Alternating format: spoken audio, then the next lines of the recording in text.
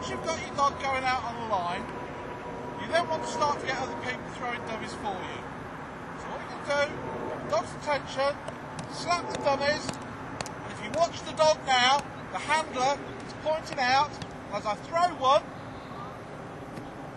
she will point to it, and then send the dog.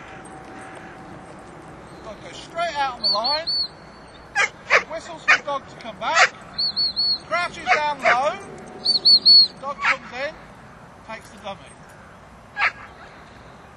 Put the dummy away so as not to distract the dog. Get your dog to sit. Hold the dog's collar so it doesn't run in. Dummy's ready again. Nose them.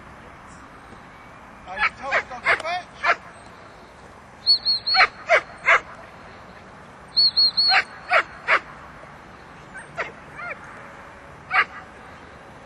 Takes the dummy.